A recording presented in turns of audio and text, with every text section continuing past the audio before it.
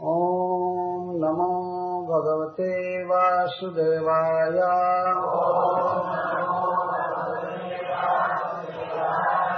ओम नमो भगवते वासुदेवाय।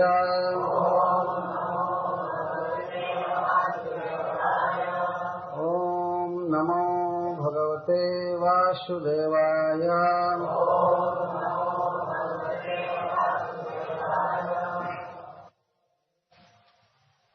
अप्यङ्घ्रिमूले पतितस्य मे विभुः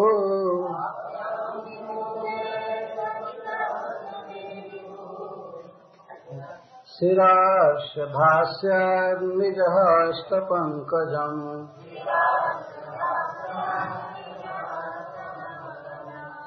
दत्ताभयं कालभुजङ्गरङ्घसा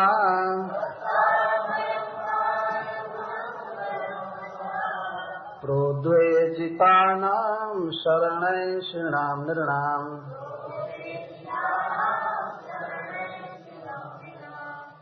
समर्हणं यत्र निधाय कौशिकः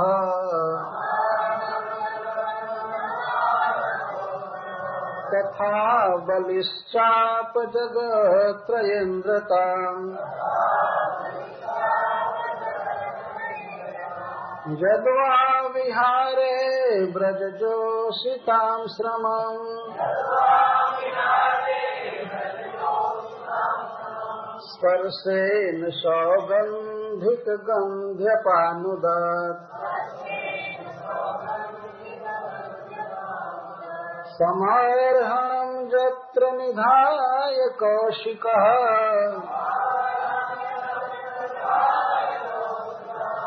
तथा बलिश्चापजगत्त्रयेन्द्रताम्।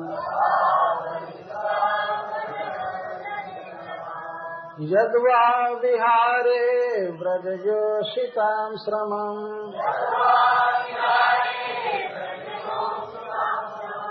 स्पर्शेन सौगन्धिकगन्ध्यपानुदत्।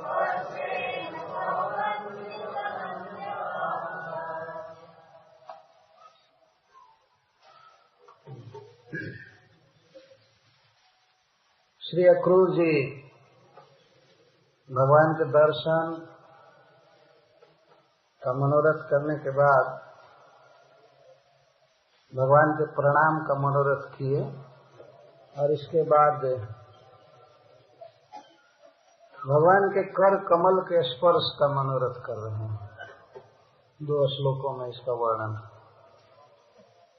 अप्यङ्घ्रिमूले पतितस्य मे विभुः शिरस्य भास्यन्निजहस्तपङ्कजम्। दत्ताभयं कालभुजङ्गरङ्घसा प्रोद्वेजितानां शरणैषिणां नृणाम्। जब मैं सर्वसमर्थ श्री कृष्ण के चरणों में प्रणाम करूंगा तो क्या वे मेरे सिर पर अपना हस्त पंकज रखेंगे? अपि संभावनायाम जदवा बिता रखे। अक्रूर जी यह सोच रहे हैं कि अवश्य भगवान मेरे सिर पर अपना हस्त पंकज रखेंगे। शिरस्य भास्यत निज हस्त पंकजम। अथवा क्या वे मेरे सिर पर हस्त पंकज रखेंगे? इसको वितर्क कहते।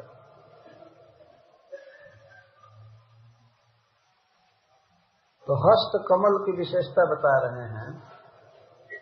दत्ता भयम काल भुजंग रंघसा प्रोद्वेजितानां शरणैषिणां नृणाम्। इस संसार में अनेक दुखों से बहुत से ऐसे जीव होते हैं, विशेष करके विवेकी जन, जो उद्विग्न हो जाते हैं, भयभीत हो जाते हैं, लेकिन उनको कोई उपाय नहीं सोचता वो करे क्या, कैसे जन्म मृत्यु से पार हों, कहाँ जाएं, क्या करें।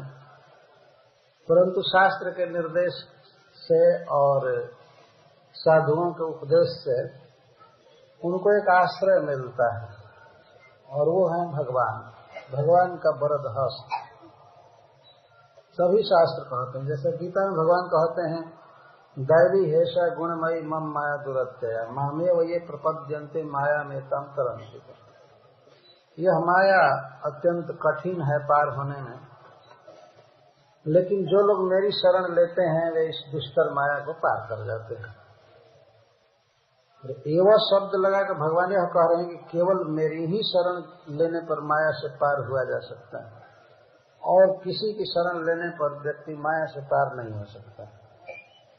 माया से पार नहीं हो सकता है इसका अर्थ है कि माया के कार्यों से और माया के विधान से पार नहीं हो सकता। यहाँ जन्म लेना पड़ेगा, मरना पड़ेगा और नाना प्रकार के दुख सहने पड़ेंगे। तो इसको कहते हैं दुष्कर माया।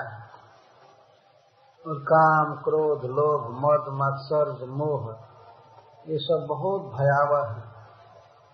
अब जरा विचार कीजिए कितने भय की बात है। आज किसी खास घर में व्यक्ति जन्म लिया है एक विशेष शरीर में, लेकिन कल उसे यह शरीर और घर और देश सब छोड़कर दूसरे जगह जन्म लेना पड़ेगा और कोई पता नहीं, कुछ भी पता नहीं कहाँ जाएंगे। यहाँ जब कोई आदमी अपने घर से कहीं दूसरी जगह जाता है तो पहले फोन कर देता है मैं आ रहा हूँ, या बुकिंग भी कमरा आदि कर लेता है। तब भी चिंता रहती है कब पहुँचेंगे, कैसे रहेंगे। और मरने के बाद तो कोई बुकिंग नहीं, कुछ नहीं, पता ही नहीं है। यदि वो बुक्ड रहता है दूसरे लोग कर देते हैं, नरक में बुकिंग हुआ हुआ चाहे स्वर्ग में हुआ हो, लेकिन पता नहीं रहता है कहाँ जाएंगे। और मनुष्य समाज में जन्म होगा कि पशु में जन्म लेंगे, अथवा पक्षी, कीट, पतंग या देवता के समाज में जाएंगे, कुछ भी पता नहीं होता है। तो इस तरह से यह एक बहुत बड़ा भय है मनुष्य समाज में या देव समाज में कहीं भी। तो प्रत्येक व्यक्ति शेल्टर चाहता है, आश्रय चाहता है। इस जगत में भी मनुष्य समाज में हम लोग कहते हैं कि व्यक्ति सेफ आश्रय चाहता है। इन लोगों को यही कार्य करने के लिए मिला। इन लोगों को मना कीजिए कथा काल में काम न करें। तो प्रत्येक व्यक्ति संसार में आश्रय चाहता है। अक्रूर जी भगवान के हस्त कमल की विशेषता बता रहे हैं कि जो भी संसार के दुख द्वंद्वों से उब जाते हैं, भयभीत हो जाते हैं, उद्वेजिता नाम, जो प्रकृष्ट रूप से उद्वेजित हो गए, भयभीत हो गए हैं, तो वे लोग शरण चाहते हैं, खोजते हैं, कोई आश्रय खोजते हैं। कहाँ हम सेफ रहेंगे, कौन हमारा आश्रय है। तो अपनी अपनी चेतना के अनुसार लोग अपना आश्रय ढूंढते हैं। कोई देवताओं की शरण लेते हैं, कोई किसी मनुष्य की शरण लेते हैं, कोई अपने ही बुद्धि कौशल की शरण लेते हैं। लेकिन जो महान पुरुष होते हैं वे समझ जाते हैं कि कृष्ण के अलावा हमारा कोई आश्रय नहीं। वे इस बात को समझ जाते हैं, तो वे लोग भगवान की शरण लेते हैं। और शरण लेने में कोई अधिकार भेद नहीं है, कोई भी ले सकता है। निर्णाम शब्द का प्रयोग किया गया है। निर्णाम का अर्थ है जीवानाम। नृ शब्द का अर्थ होता है जीव। हम लोग तो केवल मनुष्य समझते हैं नर शब्द का अर्थ, लेकिन नृ का अर्थ होता है जीव। जीव मात्र भगवान की शरण ले सकता है, कोई भी। तो जो कोई भगवान की शरण लेता है तो भगवान उस पर अपना वरद हस्त रखते हैं, सदा के लिए अभय कर देते हैं। दत्ता भयम, दत्तम अभयम जैन पाणिना, यह हस्त पंकज। भगवान अपने हस्त कमल से अभय कर देते हैं। बारंबार भगवान इस बात को कहे हैं, मेरी शरण लो मैं तुम्हें सब पापों से मुक्त कर दूंगा, मेरी शरण लो मैं तुम्हें सब दुखों से मुक्त कर दूंगा। तो ये हस्त कमल की विशेषता है भगवान, मुमुक्षुओं के लिए आश्रय। और काल को भुजंग कहा गया है, सर्वग्रासकत्वात्। जैसे भुजंग भुजा से चलने वाला, उसको तो भुजा देह में सटी रहती हैं भुजाएं। नीचे सांप के देखेंगे तो छोटे छोटे, उसको भुजा क्या कहेंगे, कभी कभी उसको उरग कहते हैं। उर से वक्षस्थल से चलता है, धीरे चलता है, तो नीचे का जो अंग है उसी को भुज कहा जाता है। तो भुजंग भुजा से चलता है। मनुष्य पैर से चलता है, पशु भी पैर से चलते हैं, पक्षी भी पैर से चलते हैं, पंख से उड़ते हैं। लेकिन सांप ऐसा जानवर है जो जमीन पर अपने शरीर को खींचते हुए चलता है, इसके पैर नहीं होते हैं।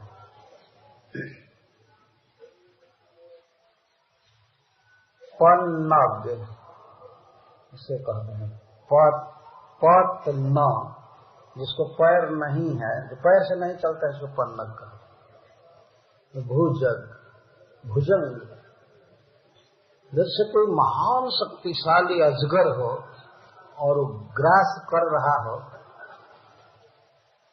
तो जिनको ग्रास कर लिया और नजदीक पकड़ने जा रहा है अथवा कुछ पकड़ चुका है, तो वो व्यक्ति भागेगा, ये हमको पकड़ने न पावे।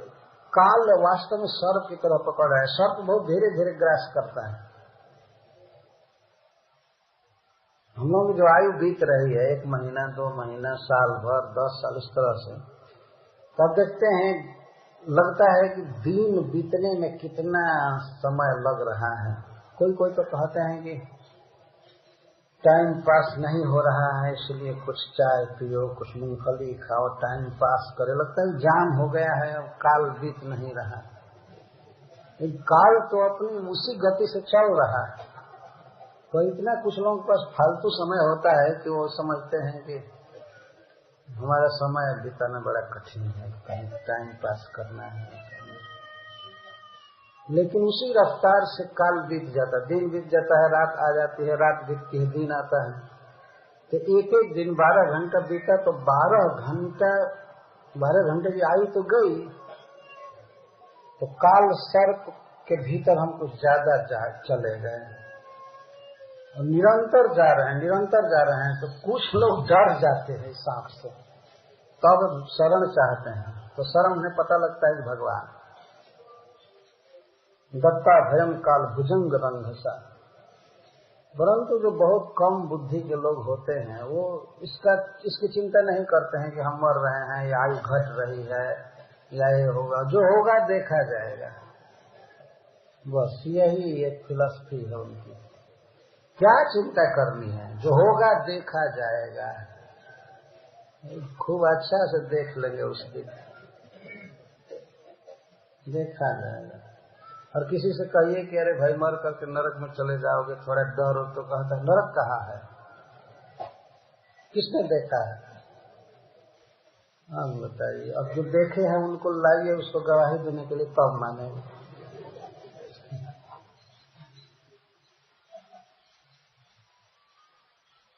वह नहीं देखा है, जो चीज नहीं देखा है वो है ही नहीं, उसके मत के अनुसार जो वो नहीं देखा है वो है ही नहीं।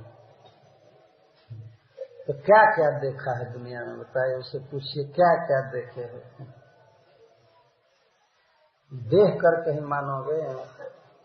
बहुत सी चीजें बिना देखे मानना पड़ता है, हमको दिखाई नहीं पड़ता। आजकल तो लोग जाते हैं क्लिनिक में, अस्पताल में, उनका एक्सरे किया जाता है, तब पता चलता है कि उनके भीतर ही गड़बड़ी है। तो उसी देह में रह रहे हैं, उनको पता ही नहीं चलता है कि उनको क्या हो गया है।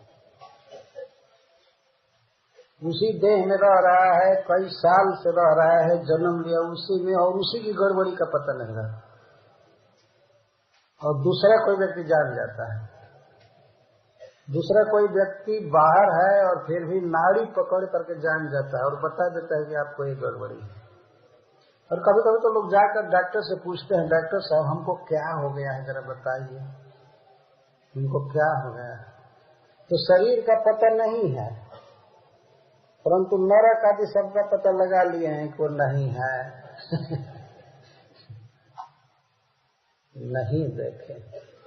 नहीं देखे हैं तो इससे उसकी सत्ता थोड़े उड़ जाएगी। कोई अंधा आदमी जन्म से ही होगा अंधा, तो सूर्य को नहीं देखा है तो कह दे सूर्य को मैं नहीं मानता, तो उससे सूर्य की सत्ता थोड़ी नष्ट हो जाएगी। आंख वाले देखते हैं सूर्य को। ये ब्लाइंड लोग जो नहीं देखते हैं कि जमराज जी हैं और काल है इस तरह से आयु को ग्रस्त कर रहा है और आज यहाँ जन्म दिया है कल कहाँ देगा कोई पता नहीं है। भय करना चाहिए, लेकिन भय करके भयहारी हरि की शरण लेनी चाहिए। अक्रूर जी कहते हैं कि जो संसार भय से भयभीत हो जाते हैं वे लोग भगवान कृष्ण के हस्त पंकज की शरण लेते हैं। माता देवकी ने कहा है चरण पंकज की शरण लेते हैं, लेकिन ध्यान रखना चाहिए कि भगवान के हस्त में या चरण में कोई भेद नहीं है। लेकिन इसका यह अभाव है कि जैसे कुछ किसी दुखी व्यक्ति को कोई सांत्वना देता है तो हाथ से उसको सहलाता है, उसके सिर पर हाथ रखता है, पूछता है आप चिंता मत करो मैं हूँ। और छोटे छोटे बच्चों को या अपने अधीन रहने वाले किसी को सहलाता है, ठीक है रो मत, भयभीत मत हो। तो इस तरह से भगवान डायरेक्ट अपने शरण में आए हुए को आश्वासन देते हैं, पूछते हैं। और आगे बता रहे हैं कि भगवान के हस्त पंकज की यह विशेषता है कि उस हाथ में यदि कोई भी व्यक्ति कुछ देता है, अर्पण करता है, तो भगवान उस दान को कई गुना लौटाते हैं। उनका स्वभाव है। इस संसार में भी देखे होंगे किसी अच्छे व्यक्ति को आप कुछ दीजिए तो वह जरूर सोचने लगता है कि मैं इसको क्या दूं। अच्छा आदमी होगा तो ये जरूर सोचेगा कि इसको कुछ लौटाना चाहिए, इसको कुछ देना चाहिए, हमको इसने दिया है, हमको इसने दिया है। तो भगवान का यह स्वभाव है कि उनको कोई छोटी से छोटी चीज देता है फिर भी उसको बहुत महान मानते हैं। पत्रम पुष्पम फलम तोयम यो में भक्त्या प्रयच्छति तदहम भक्ति प्रहृतम अस्नामि प्रयतात्मना। भगवान कहते हैं कि मुझको कोई पत्ता दे, पानी दे, फूल दे तो मैं उसको ग्रहण करता हूं। क्या कोई है संसार में ऐसा है? आज तो कोई कहेगा कि हमको पत्ता भी दे दोगे तो मैं संतुष्ट हो जाएगा। कोई मनुष्य में नहीं कहता। कोई तुलसी पत्र से प्रसन्न नहीं होने वाला, उसको पत्ता चाहिए, डॉलर चाहे रुपीज, तो बड़ा पत्ता चाहिए तब वो खुश होगा। तुलसी के पत्ता से कोई खुश होने वाला नहीं। और एक गिलास जल कौन मांगता है कि केवल पानी दे दो, पत्र पुष्पम फलम तोयम। टीका में लिखा गया है कि भगवान जब यह कहते हैं कि पत्रम पुष्पम दो, तो कोई कह सकता है कि पत्ता तो सब जगह सुलभ नहीं है, कहाँ से देंगे। अच्छा ठीक है, पुष्पम, अरे वो भी बहुत महंगा हो गया है, पुष्पम कहाँ से दे पाएंगे। फल वो तो और कठिन। ठीक है, कुछ नहीं दे पाओगे तो तोयम, जल तो दे सकते हो ना, जल तो रोज पीते हो, जल सुलभ है। कौन ऐसा है जो जल देने पर और कहे कि हम इसको पिएंगे और यही भक्ति हो जाएगी। शुभ शुभ फले रे वो मोक्ष से कर्म बंधन है, और ऐसा करने से तुम कर्म के शुभ अशुभ बंधनों से मुक्त हो जाओगे। तो भगवान के हस्त कमल की विशेषता है कि उनके हाथ में कोई कुछ देता है तो यह हाथ अनंत गुना उसको लौटाता है। भगवान का हाथ, ये उनके हाथ की विशेषता है। इसलिए हरि देव महापात्र, भगवान ही सबसे बड़े क्षेत्र है। बैंक वाले कहते हैं कि आप हमको पैसा दीजिए, 6 वर्ष में दुगना दे देंगे, कर देंगे। ये कृष्ण को दीजिए, वे तत्काल ही कोटि गुना देते हैं। तो उसको ये अगले श्लोक में कह रहे हैं, समर्हणम जत्र निधाय कौशिकस तथा बलिश्चाप जगत त्रयेन्द्रता। जत्र जस्मिन पाणव, जो हस्त पंकज है, जिस हस्त पंकज में कौशिक तथा बलि, कौशिक नाम के इंद्र हुए, कौशिक गोत्र में उत्पन्न हुए इंद्र हुए होंगे कभी, जिन्होंने भगवान के हाथ में दिया, क्या दिया? समर्हणम। समर्हणम का अर्थ होता है सम्यक अर्ह्यते पूज्यते येन तत्समर्हणम, पूजोपकरणम इत्यर्थ। समर्हण, जिस वस्तु के द्वारा भगवान सम्यक पूजित होते हैं उसको समर्हणम कहते हैं। सम्यक अर्हणम, अर्ह का अर्थ होता है पूजा। तो पूजा का उपकरण दिया कौशिक ने। क्या दिया? कि यज्ञ करके यज्ञ के फल को उन्होंने भगवान को अर्पित किया, तो भगवान प्रसन्न होकर के उन्हें तीनों लोक का इंद्र बनाए। सबसे बड़ा पद इस ब्रह्मांड में है। एक दृष्टि से सबसे बड़ा पद ब्रह्मा जी का है, लेकिन ब्रह्मा जी मैनेजर से ज्यादा साधु हैं। वो मैनेजमेंट में रहते नहीं हैं, कभी कभी आते हैं, कई साल के बाद अटेंड करते हैं। लेकिन इंद्र देवता जो है वही वास्तव में मैनेजर है इस ब्रह्मांड के। जगत त्रयेंद्रताम, तीनों जगत के इंद्र पद। वास्तव में इस जगत में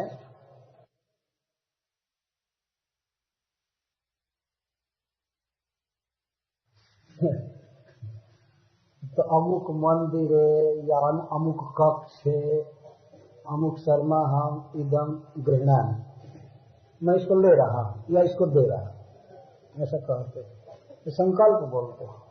बलि महाराज या कौशिक इंद्र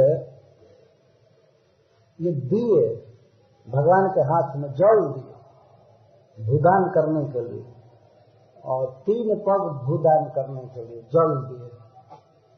उसी समय भगवान ने यह घोषित कर दिया कि यह इंद्र बनेगा अगले मनवंतर में। एक मनवंतर तक, 71 चतुर्युग तक बलि महाराज इंद्र पद पर रहेंगे। आगे क्या इनकी योग्यता है, क्या विशेषता है कि इन्होंने भगवान के हाथ में संकल्प का जल दिया, धन दिया। इसके कारण जगत त्रयेंद्रता आप, तीनों जगत के ईश्वर बनेंगे, इंद्र बनेंगे। बलि इंद्रो भविष्यति, 8वें स्कंध में ये भविष्यवाणी है। इसी पर श्रीधर स्वामी कहते हैं समर्हणम पर, बलिना तावत पदत्रय परमित भूदान समय तस्य हस्ते उदकम निहितम। कौशिक गोत्रोत्पन्न इंद्र तेनापि कथनचित किंचित निहितम की ज्ञातव्य। अपने आप ये समझ लेना चाहिए कि कोई ऐसे व्यक्ति इंद्र बने जो कौशिक गोत्र में उत्पन्न हुए थे। कई लोग इंद्र बने हैं इतिहास में, तो कौशिक गोत्र में उत्पन्न हुए एक व्यक्ति इंद्र बने थे, तो उन्होंने भी भगवान के हाथ में कहीं किसी समय कुछ दिया था। अपने आप ये पता चल रहा है, ऐसे क्लियर इतिहास इसका नहीं मिलता है। अतः श्रीधर स्वामी जी कहते हैं कि इससे ज्ञातव्य हो रहा है कि वे भी कुछ भगवान के हाथ में दिए। लक्ष्मी जी के हाथ को भगवान जिस हाथ से पकड़े हैं और वे हाथ फैला दें और उस हाथ में कोई दे दे, तो भगवान कितना कृतज्ञ होंगे, अबलाइज्ड होंगे उसको लौटाने के लिए, सुखी करने। कुछ भी दिए। तो इस पर श्रीधर स्वामी जी आगे कहते हैं, मुमुक्षु नाम संसार भय निवर्तकम। जो मुमुक्षु हैं, जन्म मृत्यु से छूटना चाहते हैं, उनको मुक्त करने वाला है हाथ। सकामा नाम अभ्युदय प्रदम, और जो सकाम है,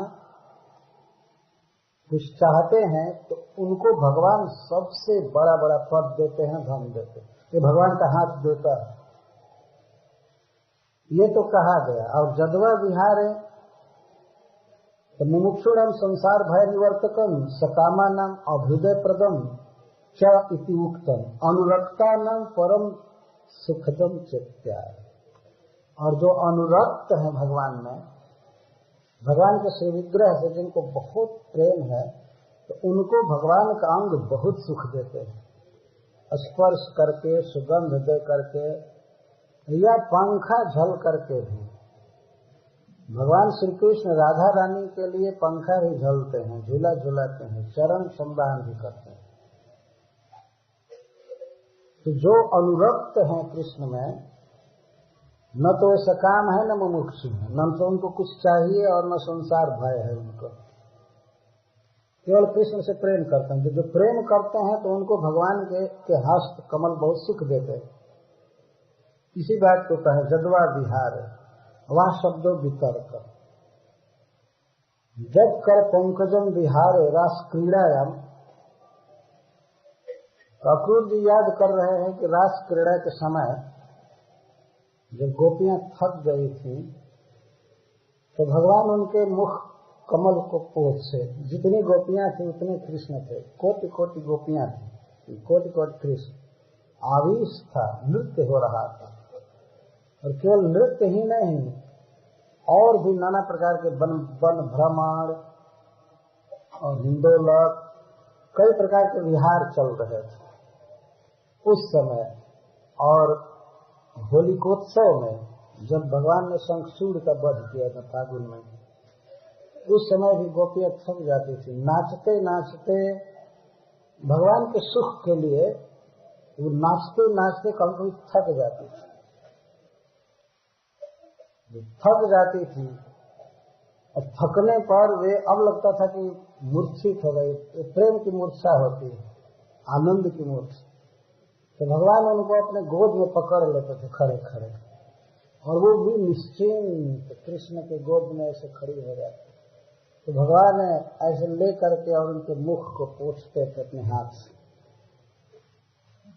कोई कपड़े का व्यवधान रहकर नहीं, बीच में साक्षात हस्त पंकज का स्पर्श मिलता।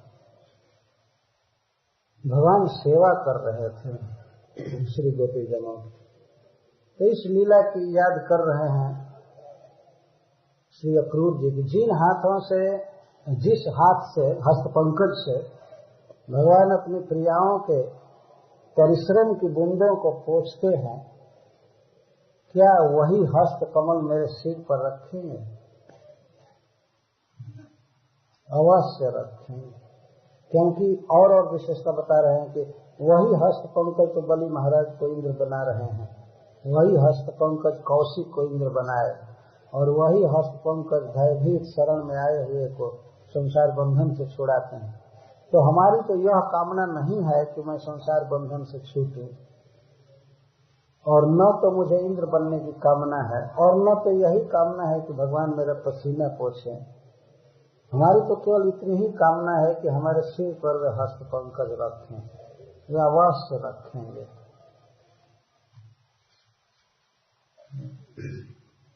इस तरह श्रीधर स्वामी जी ने लिखा है। भगवान के हस्त पंकज में सौगंधिक कमल का गंध मिलता है। पुराणों में इस कमल का पता चलता है। मानसरोवर में खिलने वाला एक विशेष प्रकार का कमल है जो सौगंधिक कहा जाता है, उसका नाम ही है सौगंधिक। अतिशय सुंदर गंध के कारण उस कमल का नाम ही विख्यात है, सौगंधिक कमल। तो भगवान के हस्त कमल की विशेषता बताई जा रही है। ऐसा कमल है कि सौगंधिक कमल में जो गंध है, गंध का अर्थ गुण भी होता है, थोड़ा सा जो गुण है वह मिलता जुलता है, थोड़ा सा मिलता जुलता है भगवान के हस्त कमल से। यदि कोई व्यक्ति यह अनुमान करना चाहे कि भगवान श्री कृष्ण के हस्त पंकज से कैसी सुगंध निकलती है, तो सौगंधिक कमल को सूंघ करके जान सकता है थोड़ा थोड़ा कि ऐसी गंध निकलती है। इसको सौगंधिक गंध है। तो जब भगवान गोपियों के परिश्रम के जल को, पसीने को पोंछते थे, एक बार नहीं बारंबार नाचती थी, आविष्ट होती थी, और भगवान कभी पंखा झलते थे, कभी पीताम्बर से उन्हें हवा करते थे, और कभी पसीना पोंछते थे। जिस समय पसीना पोंछते थे ऐसे, तो पसीना पोंछने में उनके नाक के पास भगवान का हस्त कमल आता था, तो वो गंध प्राप्त करती थी। अक्रूर जी वही याद करते हैं, और इसीलिए यहाँ कह रहे हैं ये जो सौगंधिक गंधी शब्द है यह केवल गोपियों के साथ ही यहाँ जुड़ा हुआ है। बलि महाराज ने अनुभव नहीं किया उतना कि भगवान के हस्त कमल से सौगंधिक कमल की सुगंध निकल रही, लेकिन सौगंधिक कमल की सुगंध भगवान के हाथ में है ऐसा कहना अपराध है। भगवान के हाथ में जो गंध है, जो गुण है, सुकुमारता है, उसका कोटि कोटि अंश, एक अंश सौगंधिक कमल में देखा जा सकता है, यह अर्थ है। ये सौगंधिक कमल क्या भगवान के हस्त पंकज की तुलना में आएगा। तो भगवान के हस्त पंकज की दो विशेषताओं का श्री गोपियां अनुभव करती हैं। एक तो स्पर्शेन स्पर्श, कृष्ण कर पद तल कोटि चंद्र सुशीतल, कोटि कोटि चंद्रमाओं से अधिक शीतल। कोई व्यक्ति थका हो, ताप लग रहा हो और उसके पास यदि कमल की पंखुड़ियों को खोल करके ले जाए, कितना ठंडा ठंडा लगता है। हम लोगों ने शरद ऋतु में इसका अनुभव बारंबार किया है। कमल खिला हुआ ला करके या नहीं खिला हुआ उसको खिला करके और ऐसे सटाते हैं मुख में, छाती, और कमल की माला पहनते। कई बार हम लोगों ने तो ऐसा पहना है, कुर्ता उर्ता नहीं लगा करके कई माला पहन करके शीतलता प्राप्त कर शरद ऋतु में। कुमुदिनी की माला तो कमल है, छूने में बहुत सुकुमार लगता है, शीतल लगता है, जलन मिटा देता है, और इसके साथ ही साथ आंखों के लिए बड़ा वो सुंदर विषय है, सुंदर लगता है, तथा नासिका के लिए उसमें बहुत ही सुंदर सुगंध। जब भगवान गोपियों का परिश्रम का जल पसीना पोंछते थे तो ऐसा नहीं था कि बस ऐसे पोंछ दिया, बहुत धीरे धीरे, क्योंकि भगवान के हाथ स्वयं ही गोपियों के मुख पंकज का स्पर्श करने में आसक्त रहते हैं। भगवान की इच्छा रहती, श्री कृष्ण की इच्छा रहती है कि गोपियों के मुख पर मैं अधिक देर तक हाथ रखूं। वो इस तरह से आस्वादन करते हैं। श्रील विश्वनाथ चक्रवर्ती ठाकुर कहते हैं चरण पंकज की तरह अब हस्त पंकज भी देखिए। यह हस्त पंकज मुमुक्षुओं के लिए संसार भय का निवर्तक है। बलि महाराज को इंद्र बनाता है, कौशिक को इंद्र बनाता है, तो वहां पर वे लोग हस्त पंकज की आराधना करते हैं, लेकिन भगवान का हस्त पंकज गोपियों की आराधना करता है, वो सेवा करता है। देखो दूरो वह कुंज कुटीर में बैठी पलोट राधिका पाए। एक ब्रजभाषा के कवि कहते हैं कि कुछ लोग भगवान का पता पूछा करते हैं, ब्रह्म कैसा है, कहाँ रहता है। तो पुराण में, वेद में लिखा गया है कि वो अलग है, क्या है, ऐसे है, वैसे है, तो आज तक कोई नहीं समझा, लेकिन हमको पता है वो कहाँ रहता है।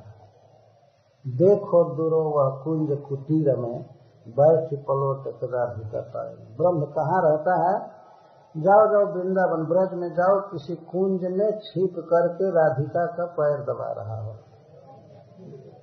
ये ब्रह्म वहां मिलेगा। रघुपति उपाध्याय एक पद में कहते हैं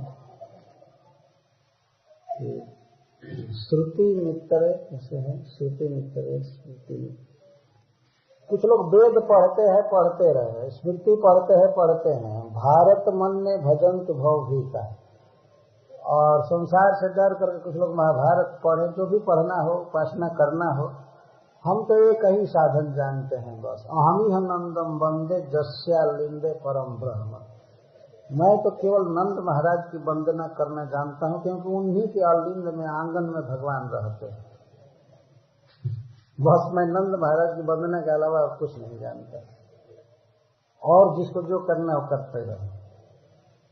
हम उसको रोकने नहीं जा रहे हैं, न गाली देने जा रहे हैं, जो जिसको करना हो करो, लेकिन हम तो केवल नंद महाराज के दास हैं, क्योंकि हमको पता हो गया है कि उन्हीं के घर में परब्रह्म रहता है, भगवान उन्हीं के घर में रहता है। तो जिसके घर में रह रहे हैं भगवान और पुत्र बन करके, तो इसकी आराधना करेंगे, नंद महाराज की वंदना करेंगे, तो नंद नंदन क्यों नहीं मिलेंगे। हिताधीन। तो यह है परब्रह्म की स्थिति। चरण कमल के समय में भी आप लोगों ने देखा था, वर्णन था, जगर्चितम ब्रह्म भवादधीसुरे। जो चरण कमल ब्रह्मा शिव आदि के द्वारा अर्चित होते हैं, ब्रह्मा जी शिव जी पूजा करते हैं चरणों की, परंतु वही चरण गौओं की सेवा करते हैं और गोपियों के कुछ कुमकुम के दास हैं, उसके रसी का स्वागत यह बताया गया। चरण कमल की जैसे विशेषता बताई जा रही है, ऐसे हस्त कमल की। तो हस्त कमल गोपियों का सेवक, गोपियों की सेवा कर रहा है। ये सब लीलाएं अपने आप स्फुरित हो रही हैं ब्रज पथ पर चलने से। यद्यपि अक्रूर जी को गुप्त रूप से ये सारी लीलाएं सुनने को मिल जाती थी। बहुत बड़े बुद्धिमान व्यक्ति, लगभग प्रतिदिन की ब्रज में की गई लीलाओं की रिपोर्ट उनके पास पहुंच जाती है। उनके ऐसे ऐसे आदमी थे, बहुत चतुर थे, तभी तो कंस के पास रह रहे थे। तो भगवान की इन लीलाओं की भी सूचना उनको मिलती रहती थी, परंतु न तो उतना गहराई से सोच पाते थे और न तो, और बोलने का गाने का तो कोई सवाल ही नहीं। ये थोड़ा सा सुने भी अपने घर में, तो अब सवेरा होते ही कंस के ऑफिस में जाना था, तो वहां वो क्या स्मरण करेंगे? वहां तो नाना प्रकार के प्लान बनाना है, इसको भेजना है ब्रज में कृष्ण को मारने के लिए, तो वो करना है, तो ये करना है, वो करना है, कुछ भी स्मरण नहीं आ रहा है। लेकिन अब छुट्टी हो गई, घर से चले तो लीलाएं उभरने लगी। भगवान के हस्त पंकज की विशेषता है। राम श्रीपाद सनातन गोस्वामी की टीका पढ़ रहे हैं। पुनरपि तदेव हस्त पंकजम विशीषण स्व मनोरथम प्रबलयति। जीव गोस्वामी पाद जी का पुनः हस्त पंकज की विशेषता बताते हुए अपने मनोरथ को प्रबलयति और बलवान कर रहे हैं। भगवान हस्त पंकज से मेरा स्पर्श करेंगे। समर्हणम की सम्यक अर्घ्यते पूज्यते जेन तत्समर्हणम पूजोप करणम दान संकल्पोदकम कौशिकः तन्निधानम सतक्रतु अंतर समय दे। यहाँ पर कौशिक शब्द दिया गया है केवल। अक्रूर जी तो जानते हैं कौन कौशिक है कहा, लेकिन ऐसे भागवत पढ़ने वालों को पता नहीं चल रहा है कौशिक कौन है जिन्होंने भगवान के हस्त कमल में कुछ दिया था और इंद्र बने। तो इतना तो क्लियर है कि ये इंद्र बने थे कौशिक, लेकिन कब भगवान के हाथ में क्या दिए थे इसका पता नहीं चल रहा है। परंतु इंद्र वही बनता है जो 100 अश्वमेध यज्ञ करता है। तो श्रीपाद सनातन गोस्वामी लिखते हैं कि जब कौशिक 100 अश्वमेध यज्ञ किए होंगे, शतक क्रतु अनंतर समय करने के बाद यज्ञ के सारे फल को भगवान के हाथ में अर्पित किए होंगे। प्रश्न होता है कि क्या भगवान उनके सामने प्रकट हुए थे? नहीं, कोई आवश्यक नहीं है कि प्रकट ही हो, लेकिन मन से भी कोई भगवान को कुछ दे रहा है ध्यान करके, तो भगवान उसको लेते हैं और इसी से इंद्र पद की सिद्धि भी होती है। सब कुछ विष्णु को अर्पण करने पर तब बड़ा बड़ा पद मिलता है। तपस्विनो दान परा यशस्विनो मनस्विनो मंत्र विदह सुमंगला क्षेमम न बिंदंत बिना जदर्पणम तस्मै सुभद्र श्रवसे नमः। तो कौशिक ने जो यज्ञ किया 100 अश्वमेध यज्ञ, तो उन्होंने उस यज्ञ के फल को भगवान के हाथ में दिया, तो भगवान ने उनको इंद्र बनाए। और बलिश्च बलि महाराज,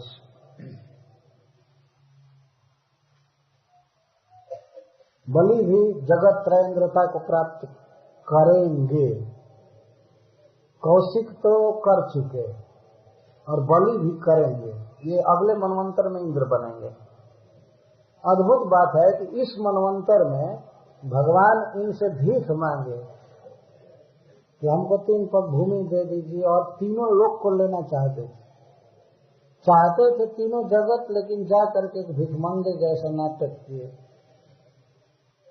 एक कवि ने बहुत व्यंग किया है, भगवान पर हंसी किया है और कहा है कि हे कृष्ण, धन्य हो तुम, नमस्कार करता हूँ, लक्ष्मीपति का भी हाथ तुमने फैलवा दिया उस दैत्य के सामने।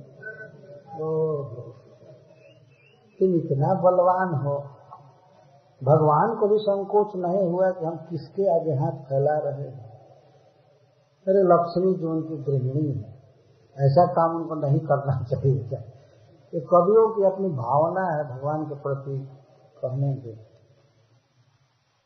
तो भगवान अपने लाल लाल करतल को और बलि के सामने ऐसे भीख लेने के लिए फैला, जल लेने के लिए।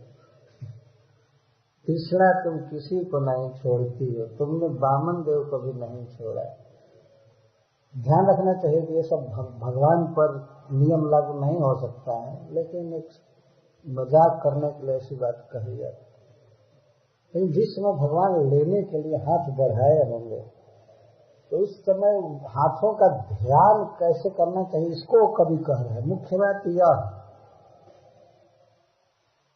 तो बलि महाराज ने दिया भगवान के हाथ में, बलि इंद्रो भविष्य थी। जब भगवान इनसे लिए भीख मांग करके अपने भाई इंद्र को दिए, और अगले मनवंतर में जब पुरंदर का समय बीत जाएगा, जो वर्तमान इंद्र है उनका नाम है पुरंदर, इनका कार्यकाल बीत जाएगा तो भगवान इनसे जबरदस्ती छीन करके बलि को देंगे। ये अपना चार्ज देंगे नहीं, चारों तरफ हल्ला हो जाएगा कि अब इंद्र नहीं है, इंद्र बलि बनने वाले हैं, लेकिन ये जबरदस्ती बने रहेंगे। तो भगवान ऐसा लिखा गया कि इनसे युद्ध करके, इनको हरा करके, छीन करके बलि को देंगे। दैत्य कुल में होते ही बलि महाराज देवताओं के राजा बनेंगे।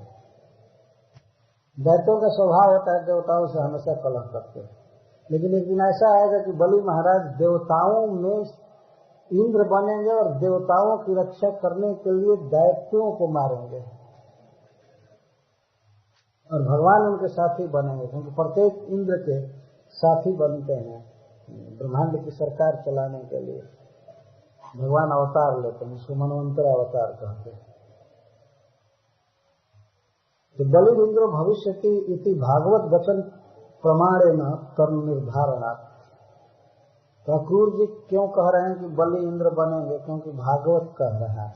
ये बात फैल चुकी थी बहुत पहले है कि बलि 100 अश्वमेध यज्ञ कर चुके हैं, भगवान को दान दे चुके हैं, और भगवान उसी समय जब बांधे थे बलि को और फिर खोले तो प्रहलाद महाराज और देवताओं के सामने उन्होंने कहा कि अगले मनवंतर में यह इंद्र होगा।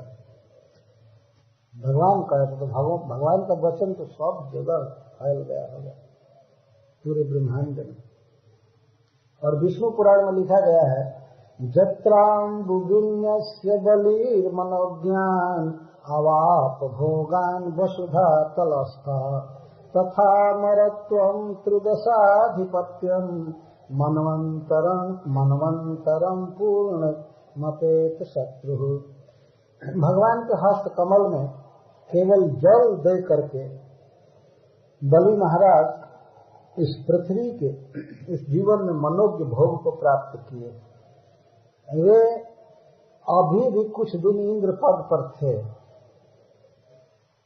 असमय में, और केवल एक यज्ञ करके विश्वजीत यज्ञ किया था उन्होंने अपने गुरु के डायरेक्शन में। और जो स्वर्ग को जीतने गए तो देवता सब स्वर्ग छोड़ करके भाग गए, तो वे इंद्र पद पर हो गए। लेकिन बाद में शुक्राचार्य ने कहा कि जो आवश्यक क्वालिफिकेशन है 100 अश्वमेध यज्ञ करना, उसको कर लो, नहीं तो इस पद से कभी भी हटाया जा सकता है। क्वालिफिकेशन अर्जन कर लो। तो बलि महाराज यज्ञ कर रहे थे, 99 कर चुके थे, 100वां यज्ञ कर रहे थे, उसी यज्ञ में भगवान पहुंचे। तो इसके पहले भी मनोज्ञ भोग को प्राप्त कर चुके हैं स्वर्ग में। तो 1-2 साल नहीं, हजारों साल तक वे इंद्र पद पर रहे, और इंद्र आदि देवता मारे जीतते। बाद में माता अदिति रोने लगी अपने पति से कि लड़कों की ये हालत है, आप कुछ कीजिए। तब उन्होंने पयोव्रत बताया करने के लिए।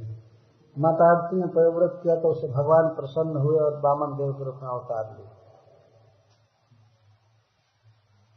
तो इसके पहले भगवान बलि महाराज मनोज्ञ भोगों को भोग चुके थे, वसुधा कलश था, और इसके बाद तो वे देवता बनेंगे, देवताओं में भी इंद्र बनेंगे और पूर्ण मनवंतर तक, और बीच में कोई भी शत्रु इनको अभिभूत नहीं करेगा। और जो इंद्र होते हैं बीच बीच में उनको बड़ा बुरा दिन देखना पड़ता है। इंद्रारी व्याकुलम लोकम, इंद्र के शत्रु सब जगह लगे रहते हैं। दैत्य इस संसार में जैसे देखते हैं किसी बड़े व्यक्ति के शत्रु चारों तरफ लगे रहते हैं, ऐसे इंद्र के तो शत्रु लगे रहते हैं। ऐसे इंद्र के शत्रु केवल दैत्य ही नहीं होते हैं, देवताओं में भी कुछ लोग जलते हैं। इंद्र के खास भाई,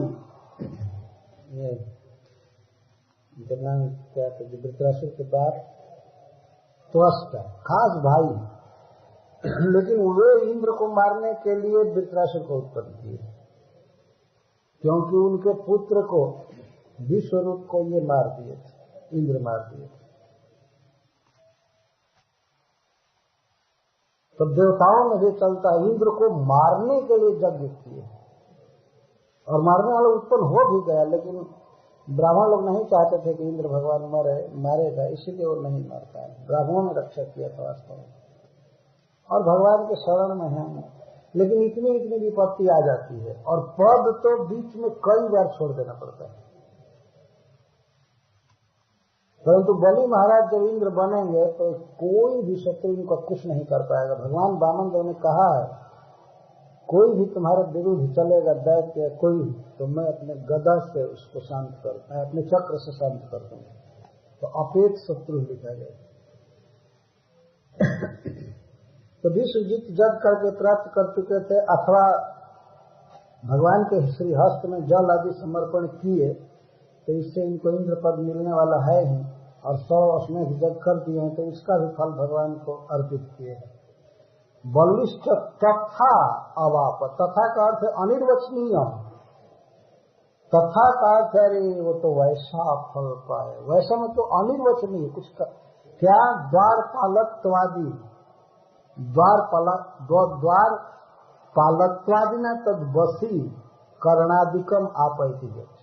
बलि महाराज क्या प्राप्त किए, केवल इंद्र पद ही प्राप्त नहीं किए, भगवान इनके द्वारपाल हो गए, भगवान इनके वश में है। और कितना करने से, केवल हाथ में थोड़ा सा जल देने से,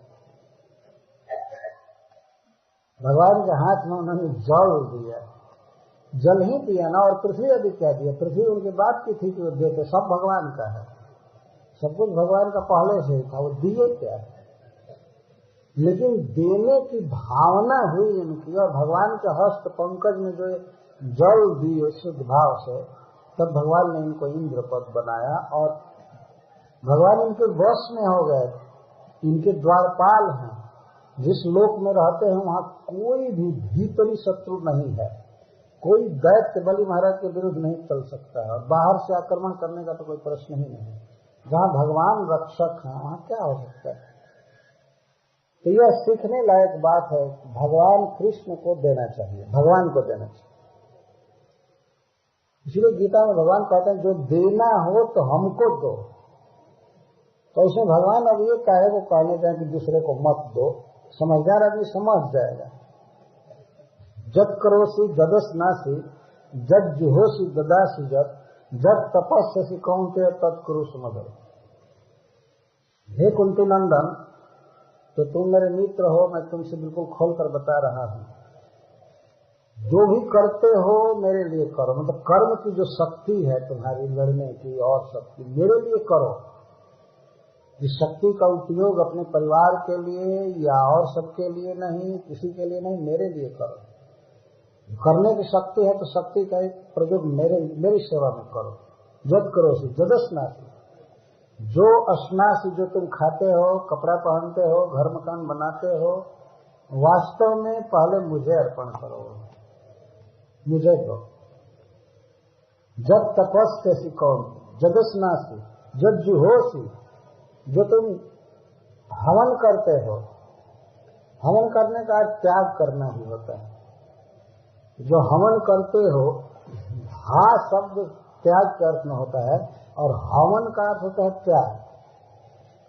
दो तरह से हवन होता है, एक तो अग्नि में घी डाल करके मंत्र द्वारा, और दूसरा हवन है साधु ब्राह्मण के मुख में घी का बना हुआ पदार्थ हवन करना है। ये एक बहुत बड़ा हवन है। और भगवान ने गीता में, भागवत में कई बार कहे हैं कि मैं जितना ब्राह्मणों के मुख से खाता हूँ, तृप्त होता हूँ, उतना अग्नि से के द्वारा नहीं। अग्नि भी भगवान का मुख है और ब्राह्मण भी मुख है, लेकिन भगवान ब्राह्मण मुख से ज्यादा तृप्त होते हैं।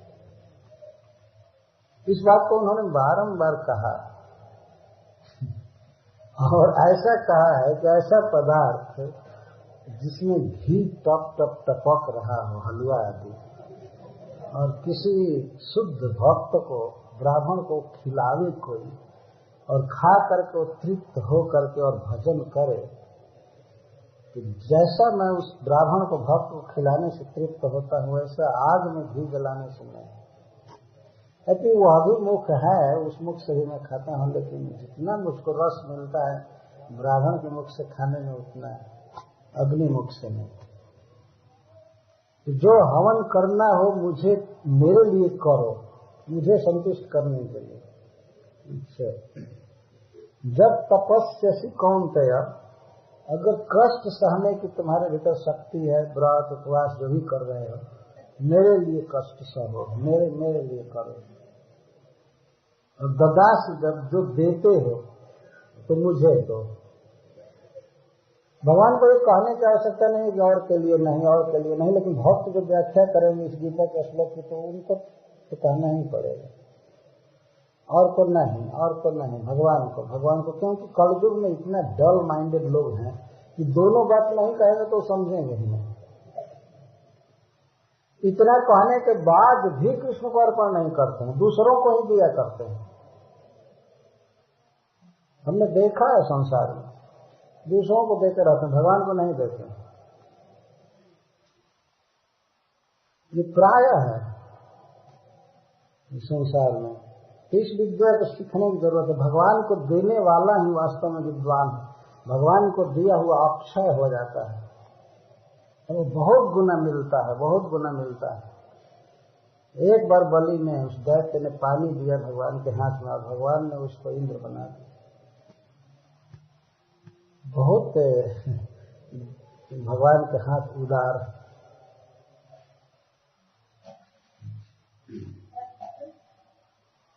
अब यहाँ वाह शब्द से अन्य लोगों के उत्कर्ष से अनपेक्ष उत्कर्ष गोपियों का बताया जा रहा है। स्वतंत्र ब्रजस्य जोशिता मिति प्रेम विशेषण तासाम एवं तद योग्यता दर्शिता। ब्रज जोशिताम कहा गया है यहाँ पर। वहां भी ब्रज गोपिका नाम वो सोच रहे हैं। गोपिका, और संसार में बहुत से स्त्रियों ने भगवान से प्रेम किया है, जैसे मथुरा में, द्वारका में या हस्तिनापुर में, बहुत जहां भी भगवान जाते हैं, स्वर्ग में या पाताल में, सब जगह स्त्रियां आकृष्ट होती हैं भगवान से। परंतु वास्तव में ब्रज गोपियों का अद्भुत सौभाग्य है। सर्वत्र अक्रूर जी ब्रज गोपिका नाम, ब्रज जोशिता, ऐसा शब्द प्रयोग करें तो ब्रज से तात्पर्य है प्रेम विशेषण तासा में वो तद्योग्यता दर्शिता। ब्रज गोपी कह देना, ब्रज की स्त्री कह देना, इतना ही सफिशिएंट है, पर्याप्त है। इसका अर्थ कृष्ण के प्रति प्रेम से लबालब भरी हुई गोपियां, भरी हुई स्त्रियां। अपने आप ब्रज स्त्री कहने मात्र सही हो गया, क्योंकि ब्रज स्वयं ही प्रेम धाम है। भगवान के प्रति जिनका अतिशय अनुराग है, स्नेह है, वे लोग इस ब्रज भूमि में जन्म लेते हैं। और खास करके भगवान की लीला काल में गोपियां जो अपना सर्वस्व समर्पण करके कृष्ण को सुखी करना चाहती थी, सब कुछ। नारद जी ने भक्ति सूत्र में लिखा है, जो भक्ति का उच्चतम उदाहरण दे रहे हैं तो कहते हैं जथा ब्रज गोपी का नाम। भक्ति सूत्र में लिखते हैं जैसे ब्रज की गोपी है। यहाँ पर जी कह रहे हैं कि ब्रज जोशिता, ब्रज की स्त्रियों के परिश्रम को जो पहुंचे, तत्र विहारे इति विनोदित्वम, ब्रज जोशिता मिति प्रियतम जनेषु प्रेम विस्तारित्वम, श्रममिति वैदग्ध्यम स्पर्शेन इति सर्व दुख हरत्वम सौगंधिक गंधी की परम मनोहरत्वम चुक्तम। तो भगवान के हस्त कमल की विशेषता बता रहे हैं। गोपियों के पसीने को भगवान पोछते हैं, इति वैदग्ध्यम, हस्त कमल की विशेषता वैदग्ध्यम। विदग्ध का अर्थ होता है कुशल, दक्ष, एक्सपर्ट। भगवान के हाथ बिल्कुल विदग्ध हैं। विदग्ध का प्रेमी भी होता है, लेकिन यहाँ पर अगर केवल दक्ष अर्थ करे तो किस समय क्या करना चाहिए इसको करने में भगवान के हाथ बड़े कुशल। गोपियों के हाथ पकड़ करके वे नाचते हैं, अनेक प्रकार से गीत गाते हैं, कभी कभी बांसुरी बजाते हैं, लेकिन थोड़ी सी दृष्टि जाते ही हरी प्रिया के मुख पर पसीने की बूंदे आ गए हैं तो तत्काल पोछते हैं, इति वैदग्ध्य। और ब्रज जोशितामिति प्रेम विशेष विस्तारित श्रममिति वैदग्ध्य स्पर्शेन इति सर्व दुख हरत्व। स्पर्श से गोपियों के परिश्रम को हर लिए, तो इसके द्वारा यह सिद्ध है कि भगवान के हाथ सभी दुख को हर लेते हैं, सब प्रकार के कष्ट को हर लेते हैं। और सौगंधिक कमल के समान सुगंध है कृष्ण के हाथ में, तो इसके द्वारा यह सिद्ध हुआ कि परम मनोहर सब तरह से। इस विशेषण को अंत में यहाँ ही दिया जा रहा है। श्री कृष्ण का हस्त पंकज कैसा है कि सौगंधिक गंधी है, सौगंधिक कमल सी सुगंध है इसमें। यहीं पर विशेषण दिया जा रहा है, क्योंकि तासा में वह तत्व सम्यक अनुभवनीयत्वात्, क्योंकि गोपियों को ही भगवान के हस्त कमल के स्पर्श का और सुगंध का ठीक ठीक अनुभव है। इसीलिए अक्रूर जी यहीं पर सौगंधिक गंधी शब्द का प्रयोग कर रहे हैं। इसको उठाकर वामन देव के हाथ में या बलि महाराज ने जो दिया उस समय इसको वहां नहीं ले जाए, यद्यपि हाथ उस समय भी सौगंधिक गंधी था, परंतु गोपियों को ही इसका अनुभव है कि भगवान का हस्त पंकज में कैसी सुगंध है और उसका स्पर्श कितना आनंददायक है। इसको तो कोई मन से सोच भी नहीं सकता, केवल गोपियां ही जानती हैं ठीक ठीक अनुभव। विहारे, इस पर श्री जीव गोस्वामी जी लिखते हैं, विहार में रास क्रीड़ानंतरम संप्रयोग श्रमम विहार श्रमोत्थ प्रस्वेद दाम्बु अपानुदत। इसलिए चक्रवर्ती काजी कहते हैं। श्रमम का क्या अर्थ है? श्रमम का अर्थ है परिश्रम। श्रमम, जब कोई व्यक्ति परिश्रम करता है तो शरीर में जल उभर जाता है सब जगह, विशेष करके चेहरे पर जब जल आ जाए तो यह उसके परिश्रम का द्योतक होता है, थक गया है, पानी निकलने लगता है। गोपियों का शरीर दिव्य है, अप्राकृत है, तो उनका पसीना भी अप्राकृत है, यह समझना चाहिए। भगवान भी जब गाय चरा करके लौटते थे वन से तो उनके मुख पर पसीने की बूंदे हो जाती थी। रासलीला में नाचते हुए गोपियों के साथ भगवान नाच रहे हैं, स्वयं थके हुए हैं, उनके मुख पर भी पसीने की बूंदे हैं, लेकिन इतना प्रेम है भगवान का गोपियों के प्रति कि वे उनके पसीने को पोंछते हैं और अपने पसीने को नहीं पोंछ रहे। यह अक्रूर जी याद कर रहे हैं। श्रीमद् भागवतम में 10 अध्याय में लिखा गया है, तासाम रति विहारेण शांता नाम वदना निशः प्रामृजत करुण प्रेमणा संत में नांग पामिना। हे अंग, हे प्रिय परीक्षित, सुखदेव गोस्वामी कहते हैं, जब गोपियां नाच रही थी, अनेक प्रकार से क्रीड़ा कर रही थी, एक सम्यक थक गई। जब थक गई, श्रांता नाम, श्रांत हो गई, अब नाचा नहीं जा रहा था और मुख पर पसीने की बूंदे आ गई, शरीर में सब जगह पसीने की बूंदे आ गई, तो भगवान उनके पसीने को पोंछे। पसीना पोंछे तो केवल मुख ही नहीं पोंछते हैं भगवान, उनके मुख पोछे, उनके स्तनों को पोछे, यह इसमें कर्म नहीं दिया गया है। श्वेतांबु दिया गया श्रम को पोछे, लेकिन परिश्रम पसीने को कहाँ कहाँ पोछे, इसके द्वारा इन शब्दों द्वारा ध्वनित हो रहा है कि भगवान और जगह भी पोछे पसीना, विशेष करके मुख को पोछे। प्रामृजत मार्जन किए, क्यों? करुणा, क्योंकि भगवान करुण थे। अपने प्रियाओं की थकावट को देख करके हृदय में दया उत्पन्न हो गई। और एक तो करुण है, और पोछे तो किस भाव से? प्रेम मरा, प्रेम से पोछे। ऐसा नहीं कि भार मान करके पोछे या ऐसे ही केवल दिखाने के लिए पोछे। हृदय में अनुराग है, अनुराग से प्रेम से पोछे। कैसे पोछे? पाणी में, पाणी से, हस्त कमल से। हस्त कमल कैसा है? संत में न, जिसका स्पर्श, जिसकी सुगंध परमानंद प्रदान करती है, ऐसे हाथ से भगवान ने पोछा। तेना तस् पद पंकजम ब्रह्माद्य अर्चितम अपि यथा तासाम कुछ शिष्ट कुमकुम धारकम उत्तम। तो जैसे पद पंकज का वर्णन हो रहा था, तो वहां कहा गया कि ब्रह्मा आदि के द्वारा चरण कमल की आराधना होती है, और वही चरण कमल गोपियों के स्तनों के उच्छिष्ट कुमकुम को धारण करता है। तो यहाँ भी वही बात कही जा रही है। तथा हस्त पंकजम अपि इंद्रादि अर्हितम, जिस हस्त पंकज की इंद्र आदि आराधना करते हैं, बलि महाराज आदि आराधना करते हैं, वही हस्त पंकज गोपियों की आराधना कर रहा है, गोपियों की सेवा कर रहा है। इति तासम परमोत्कर्ष माधुरी ध्वनि, इसके द्वारा गोपियों की परम उत्कर्ष माधुरी ध्वनित हुई है। संकेत है भागवत में।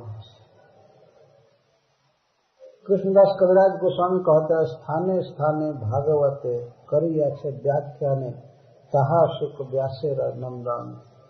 व्यास नंदन सुखदेव गोस्वामी ने स्थान स्थान में भागवत में इस बात को खोला है, भगवान की माधुरी को। लीला माधुरी, यहाँ पर प्रेम माधुरी दिया जा रहा है। पंकजम अति कीदृशम, पंकज भी कैसा? एक अर्थ करते हैं, पंकजम अति कीदृशम स्पर्शे न तासा स्पर्शे न। देखिए इसका एक दूसरा अर्थ करते हैं चक्रवर्ती का, स्पर्शे न तासा मुख स्पर्शे न सौगंधिक गंधी।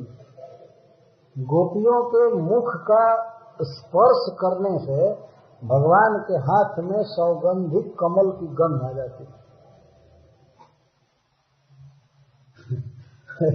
यह भी एक स्पर्शे न सौगंधिक गंधी, और वास्तव में यह भी अर्थ लग सकता है। श्री गोपियों के शरीर से इतनी दिव्य सुगंध निकलती है, खास करके मुख पर, कि उसको जब भगवान के हाथ छुए तो भगवान के हाथ में सौगंधिक कमल की गंध आ गई। और ऐसे हाथ से भगवान ने गोपियों के परिश्रम का मार्जन किया, करते रहते। प्राय यह विहार शब्द से केवल रास क्रीड़ा ही नहीं है, विहार शब्द बता रहा है, चाहे होलिका हो, चाहे हिंदोलन हो, कोई हो। जैसे शंखचूड़ का उद्धार किया होली लीला में, तो होली में भी गोपियां थक जाती हैं। और कभी कभी तो भगवान उनके मुख पर जब गुलाल मारते हैं तो स्वयं ही अपने पीताम्बर से या जैसे तैसे उनके गुलाल को झाड़ते हैं कि आंखों में न पड़ जाए। और कभी कभी आंखों में पड़ जाता है। यहाँ तो ब्रज में तो सब देखा हुआ है, आंखों में गुलाल पड़ जाता है। भरतेंदु हरिश्चंद्र का एक पद है, उसमें कहते हैं, राधा रानी कहते हैं कि हे कृष्णा भोरी खेलिए मना नहीं है, लेकिन नैन है चकोर मुखचंद पे पड़ेगी और ताते ने आँखी में गुलाल लाल डारो न। अब सब जगह गुलाल डालिए, सब जगह, जितना गाना हो बजाना हो, नाचिए गाइए, गुलाल फेंकिए, रंग बरसाइए, लेकिन आंख में मत डालिए, क्योंकि आंख में डाल देते हैं तो आपको देखने में बाधा हो जाती है। नैन है चकोर, हमारे नेत्र चकोर हैं, मुखचंद्र पे पड़ेगी ओट। आपका मुखचंद्र देखने में ओट पड़ जाएगी, गुलाल आंख में पड़ जाने कहते ही नहीं, आंखें में गुलाल लाल डालो ना, इसलिए आंखों में गुलाल मत डालिए। गुलाल आंख में पड़ जाता है, किरकिरा लगता है, उसका दुख नहीं है, लेकिन आपका मुख देखने को नहीं मिलता है, यह बहुत हृदय विदारक पीड़ा है, इसलिए मत डालिए। भगवान उस समय भी, होली में भी गोपियों के परिश्रम का मार्जन करते हैं, पूछते हैं और खास करके पंखा झलते हैं, कई तरह की सेवा करते हैं। जैसे गोविंद लीला में वर्णन है, पान लगाते हैं, खिलाते हैं, सब तरह से। भगवान यहाँ सेवक, सेवक नहीं प्रेमी कहिए, प्रेम बस गोपियों को इस सेवा का वे उत्तर देते हैं, प्रतिदान करते हैं। भगवान तो प्रेम के बस में है। उस दिन मैं इस टीका भूल गया था कि पदपंकज के विषय में श्रीधर स्वामी जी कहते हैं कि ब्रह्म भवादि व्यर्थितम इति ऐश्वर्यमाह, ऐश्वर्य कहा गया, और श्रीयाच दिव्या इति सौभाग्यातिशयम कहा गया था वहाँ, और मुनि ससात्वत इति परम पुरुषार्थत्वम आह, और गोचारणायाम चरदिति कृपालुत्वम, और जद गोपिका नाम कुचकुंकुमांकितम इति प्रेम मात्र सुलभत्वम। भगवान के चरण कमल केवल प्रेम से मिलते हैं। गोपियों के हृदय में भगवान के प्रति शुद्ध प्रेम है, काम गंध विवर्जित, काम का लेस मात्र भी अस्तित्व नहीं है गोपियों के प्रेम में, इसलिए तो भगवान के चरण उनके लिए सुलभ, प्रेम मात्र सुलभत्व। यहाँ भी वही बात है हस्त पंकज के विषय में, भगवान प्रेम से गोपियों के बस में हो गए और इस तरह से प्रेम का प्रतिदान करते हैं। तो और को चाहे इंद्र पद मिले, राज मिले, यह भी बहुत बड़ी बात है, परंतु वह डायरेक्ट हस्त पंकज किसी को मिल रहा है, उसका स्पर्श और उसकी सुगंध, यह ज्यादा महत्वपूर्ण बात है।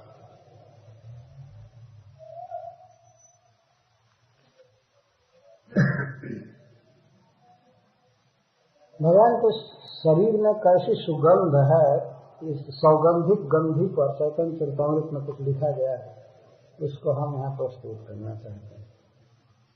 गोविंद लीलामृत का एक श्लोक है जिसमें श्री राधा रानी विशाखा सखी से कहती हैं कि अरे सखी, प्रियतम श्याम सुंदर के शरीर के सुगंध को सूंघने के लिए मेरे नाकों में बहुत स्प्रिया हो रही है। एक बार की घटना है, भगवान चैतन्य महाप्रभु पूर्णिमा की रात्रि में जगन्नाथ उद्यान में निकले, अपने डेरा से जहाँ वो रहते थे गंभीरा में, वहां से निकले।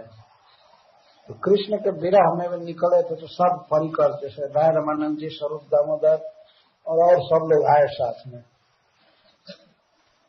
उस सोने का समय था, लेकिन वे निकल आए, निकल करके जगन्नाथ उद्यान में घूम रहे थे बगीचे में। तो उन्हें एक स्थान पर भगवान कृष्ण दिखाई दिए वृक्ष के नीचे, तो वहां पर उनका दर्शन करने के लिए गए। चैतन्य महाप्रभु कृष्ण को देखते ही अपने बाहों में आलिंगन के लिए चले, हाँ श्याम सुंदर, हाँ बलदेव, क्योंकि ये राधा रानी के भाव में रहते।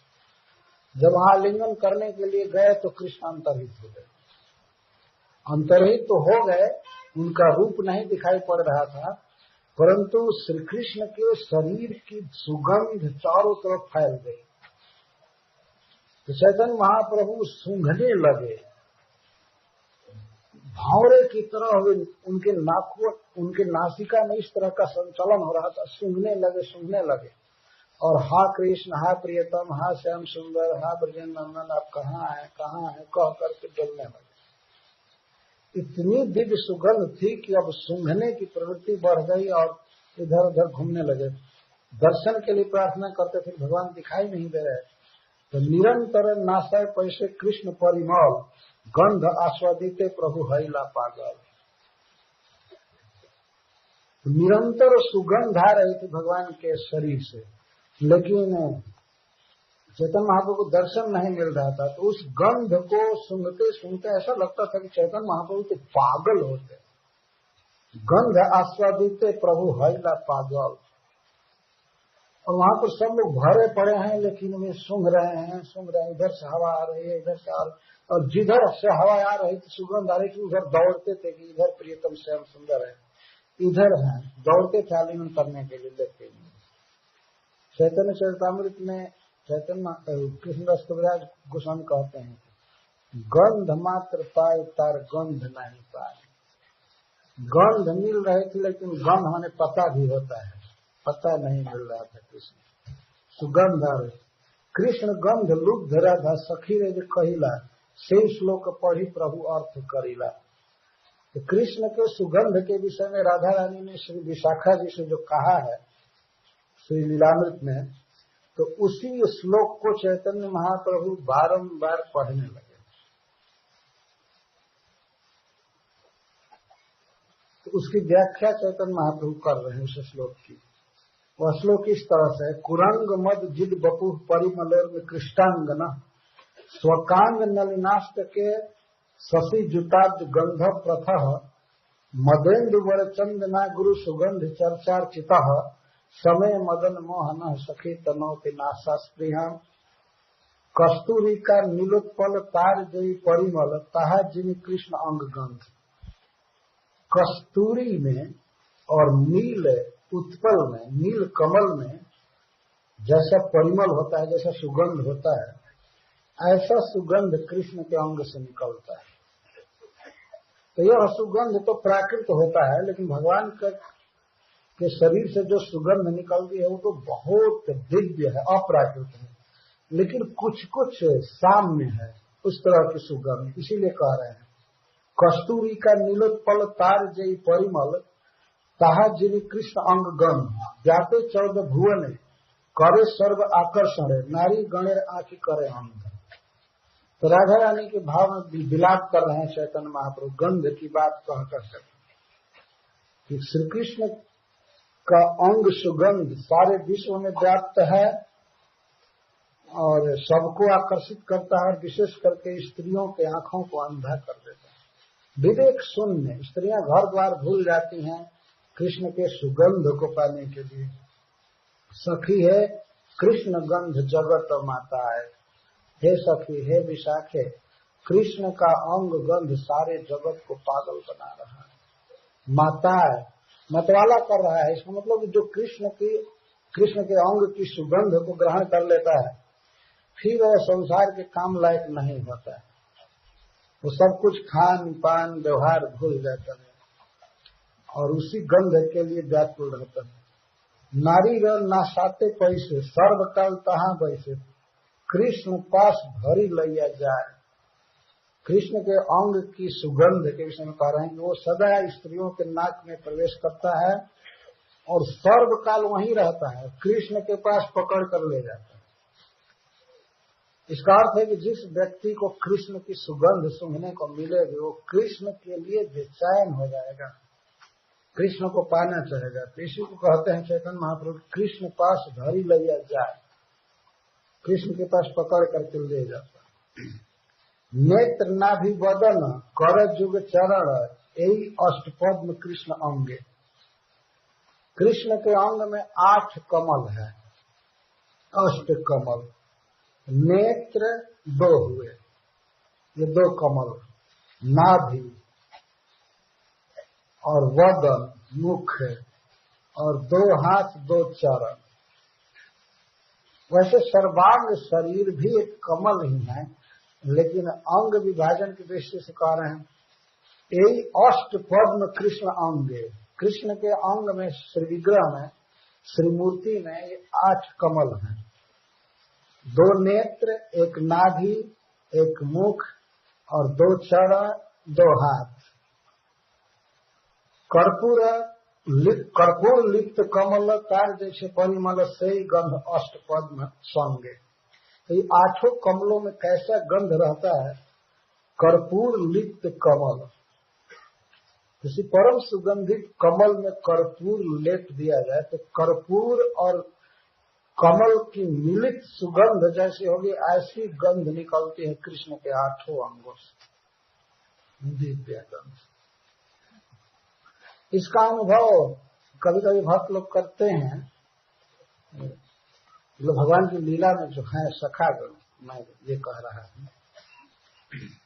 और सनकादिक जो भक्त बने वैकुंठ में गए तो भगवान के चरणों के गंध को सूंघ करके वे पूर्ण आसक्त हो गए भगवान में। तस्यार बिंद नयनस्य पदार बिंद किंजल्क मिश्र तुलसी मकरंद वारी। उनके नाक में जब भगवान के चरणों की गंध आई तो वे ऋषि लोग सब भूल करके भगवान के चरण के पास ऐसे सूंघ रहे थे। चारों भाई तो छोटे छोटे बच्चे हैं और चरण को सूंघ रहे थे। भगवान लज्जा में पड़ रहे थे कि साधु क्या करने लगे, और चरण को ऐसे सूंघ रहे थे।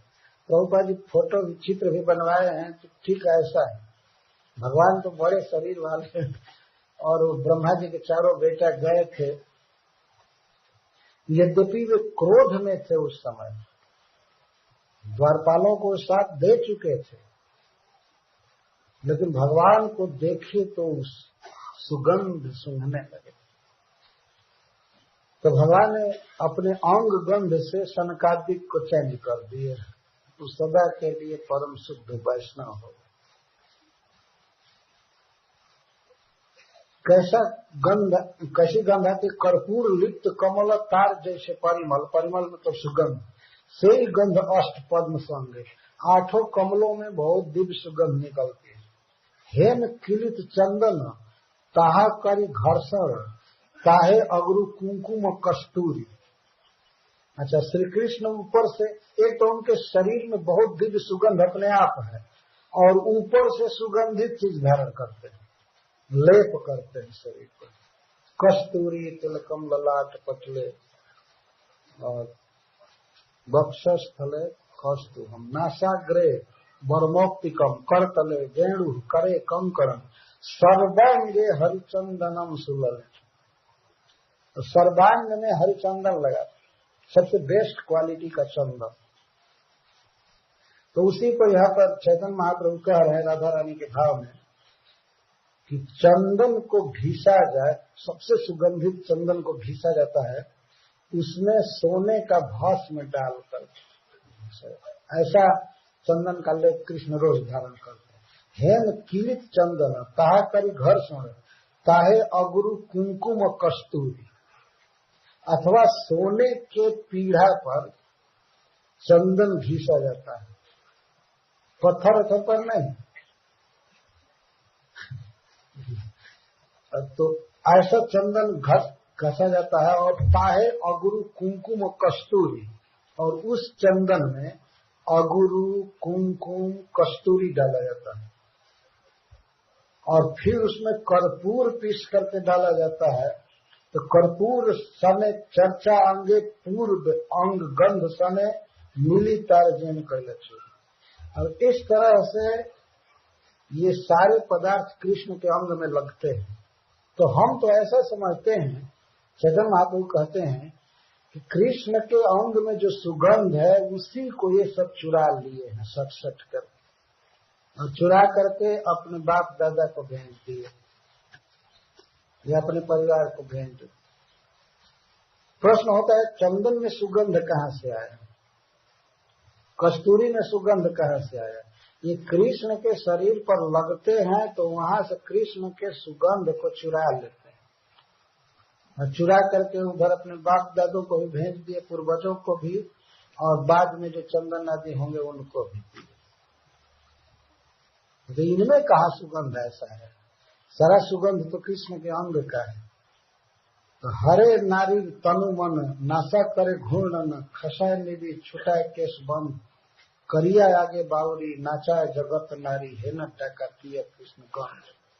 तो श्री राधा रानी कहती हैं कि नारियों के तन और मन को कृष्ण की सुगंध हर लेता है, कृष्ण का गंध हर लेता है, और नासा करे घूर्णन, और नाक को तो घुमा देता है। कोई स्त्री कृष्ण के गंध को पाए तो हमेशा सूंघने की कोशिश करेगी, उधर से आए उधर से आए, नाशक करे घूर्णन, खसाई लेगी छोटा केस बंद, और करिया आगे बावरी, सबके सामने पागल बना करके नाचा है जगत नारी, है न डाकातिया कृष्ण गंध, ऐसा डाकू है कृष्ण का अंग गंध। इस तरह से किसी स्त्री की दशा कर देगा, किसी के सामने नचा देना और नाक की ऐसी गति करे कि अंग सूंघे करे और घर द्वार पति आदि का कुछ भी स्मरण न हो।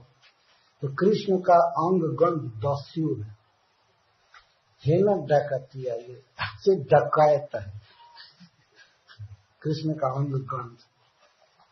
सही गंध बस नासा, सदा करे गंधे रासा। जिस भाग्यवान के नासिका में यह गंध प्रवेश कर जाता है तो वह नासिका हमेशा गंध की ही लालसा करती रहती है। कब गंध मिलेगा, कब गंध मिलेगा, कभू पाए कभू नहीं पाए। कभी गंध मिलता है कभी नहीं मिलता है, तो पाइले पिए पेट भरे, पींग पींग तब करे। जब गंध मिलता है तो भर पेट पीती है, मतलब खूब सूंघती है, लेकिन हाय रे भर पेट खाने के बाद भी पीऊंगी पीऊंगी यही कहती रहती है। नासिका के विषय में चैतन्य महाप्रभु कह रहे हैं, पहले पिया पेट भरे, पींग पींग तब करे, फिर भी कहती है पीऊंगी पीऊंगी पीऊंगी। नासिका कभी शांत नहीं होती, नासिका में नाक हमेशा कृष्ण के अंग गंध को लेना चाहती है। ना पाइले तृष्णाए मरी जाए, तो दोनों हालत में तो मरना ही है। अगर अंग गंध मिला तब भी चैन नहीं है, और नहीं मिलने पर तो तृष्णाए मरी जाए, प्यास से मर ही जाएगी नाक। अब कोई दूसरा वो सुगंध लेना ही नहीं चाहेगी, कृष्ण के अंग गंध को सूंघना चाहेगी। ना पाइले तृष्णाए मरी जाए, मदन मोहन नाट पसारी गंधेर हाट, जगन नारी ग्राहक लुभाए। ये मदन मोहन जो कोटि कोटि कंदर्प को मोहित करते हैं, ये अपने गंध का बाजार फैला करके जगत के नारियों को ही ग्राहक बना रहे हैं। कोई व्यक्ति खूब अच्छा अच्छा सामान सजाए उस पर लुब्ध होकर के ग्राहक चले, तो संपूर्ण ब्रह्मांड की नारियां इस अंग गंध को पाने के लिए दौड़ती हैं। मदन मोहन नाट, नाट मतलब नाटककार या नटवर, पसारी गंधेर हाट, पूरा फैला दे गंध की हाट। ऐसा नहीं कि उसको लॉक करके रखें, गंध तो ऐसे ही फैलता रहता है। वृंदावन में भगवान घूमते हैं तो वन में चारों तरफ सुगंध उनके फैलते रहते। ये भगवान से कितनी सुगंध निकलती होगी, इसका एक विपरीत उदाहरण हमको देखने में लगता है। हमने देखा है बकरा कहीं घूमता है तो उसकी गंध चारों तरफ फैल जाती है, देखा है ना, बहुत खराब गंध। तो परब्रह्म भगवान जब चलते होंगे तो उनके शरीर की गंध कितना दूर में व्याप्त होती है।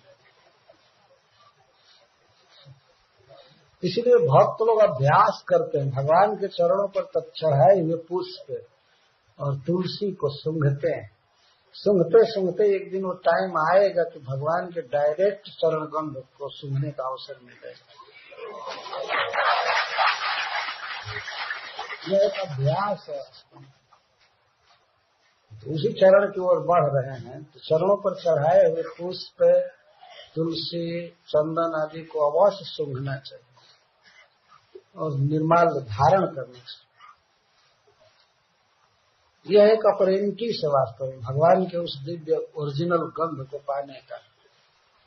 मदन मोहन नाट पसारी गंधेर हाट, जगन नारी ग्राहक लुभाए, बिना मूल्य दे गंध। लेकिन आश्चर्य यह है कि ग्राहकों को बुलाता और सारा फ्री गंध दे रहा, कोई मूल्य नहीं, कोई तपस्या नहीं, कुछ नहीं, कोई भी अंग गंध ले, बिना मूल्य दे गंध, लेकिन गंध दिया करे अंध। बिना मूल्य के गंध देता है पर गंध दे करके एकदम अंधा कर देता। विवेकहीन, घर जाते पथ नहीं पाए, ऐसा अंधा हो जाती स्त्री कि अब घर नहीं जा सकती।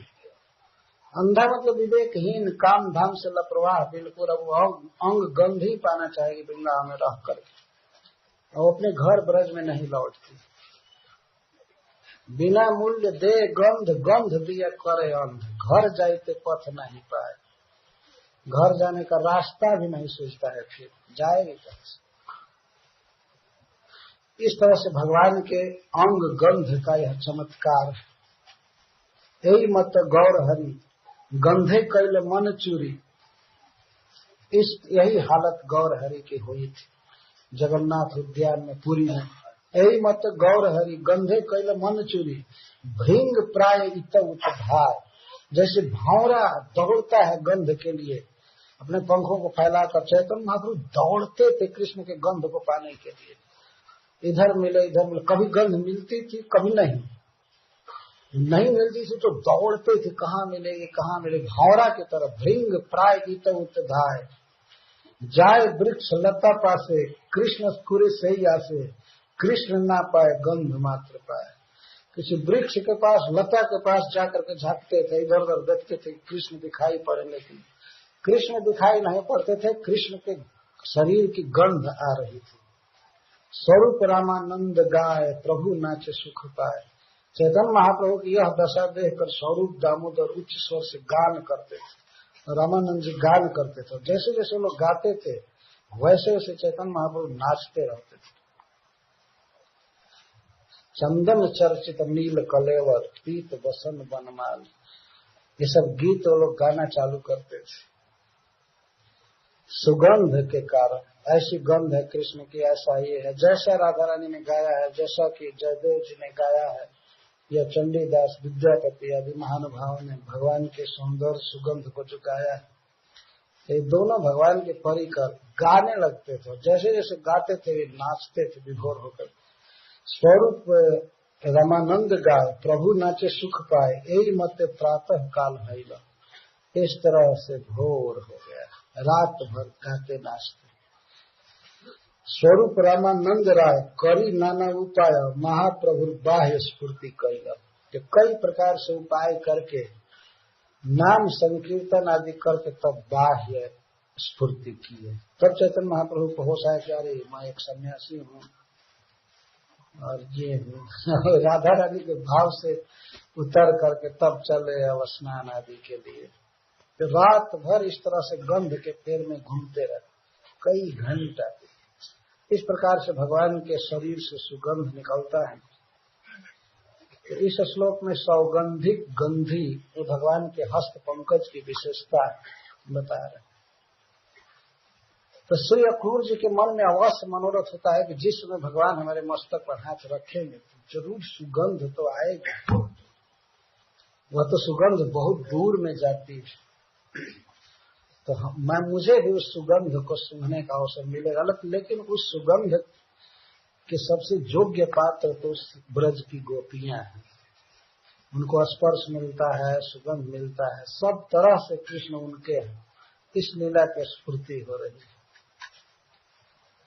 आज हम यहीं पर समाप्त करते हैं और इसके बाद कल कथा होगी। ये जो प्रसंग है वो कल शाम को पूरा हो जाएगा। कल शाम को अक्रूर जी के सारे मनोरथ पूरे हो जाएंगे।